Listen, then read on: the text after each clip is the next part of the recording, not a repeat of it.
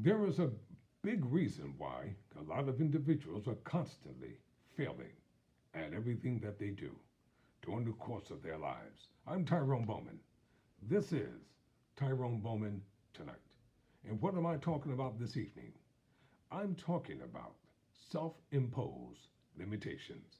Don't you know when you limit yourself, you are stopping and stifling creativity in your life? You are stopping the flow of success, the ebb and flow of success, the ebb and flow of prosperity, the ebb and flow of happiness and health and wealth and joy right here during the course of your lives.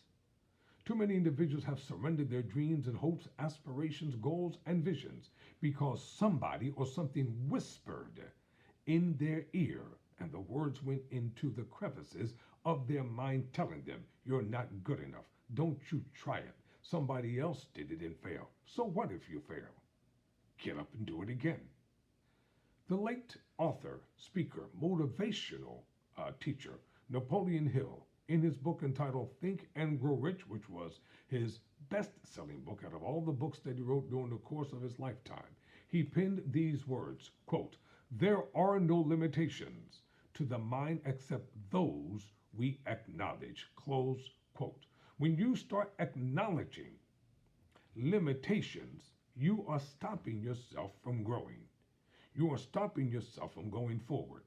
You are stopping yourself from achieving in life because you refuse to let the limitations leave.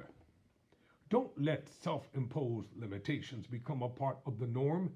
Trials, tests, heartache, pain, disappointments, rejections, and setbacks, all because of the course of life come to each and every one of us. But the difference is, those who succeed are the ones who stuck to it and never quit. Nothing is supposed to be easy. If everything was easy during the course of your life, you would never know what it was to struggle. You would never appreciate success when it comes to you. Why do you let yourself become a victim of doubt, a victim of fear, a victim of lack, a victim of disparity, a victim of want, a victim of rejection? Why do you do this to yourself? Why do you let yourself not rise up and start achieving that which you were predestinated and divinely, born to achieve during the course of your lives? I'm talking to men and women from all faiths, all walks of life, all boundaries, all genres rather.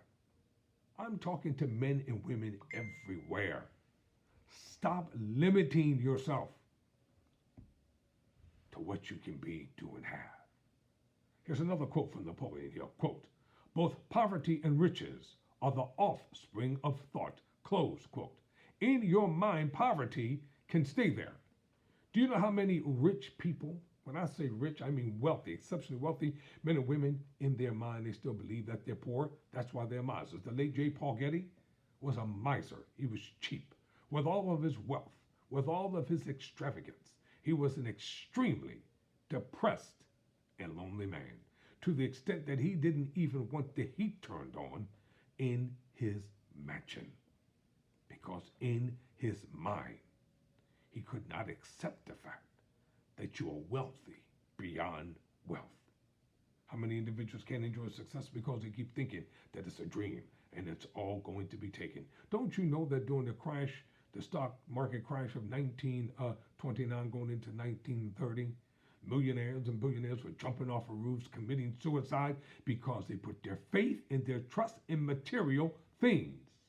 The immaterial, the invisible, the divine, the supernatural forces of this world, of the invisible world, are more important than the forces that you see every single day. What are you going to achieve? What are you going to do? What are you going to do with that dream? What are you going to do with that goal? What are you going to do with that vision?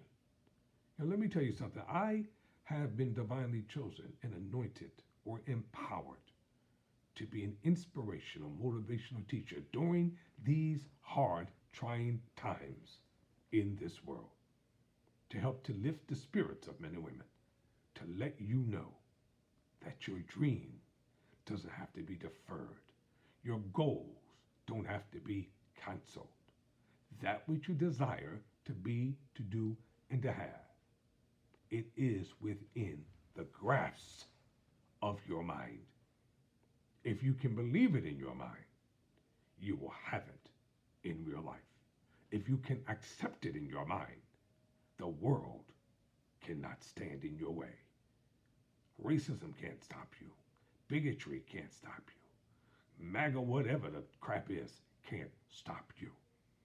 Just because somebody doesn't like the pigmentation or the color of your skin or the texture of your hair or where you've come from, what difference does it make? I'm into one power. You know what that power is, baby? It's called green power.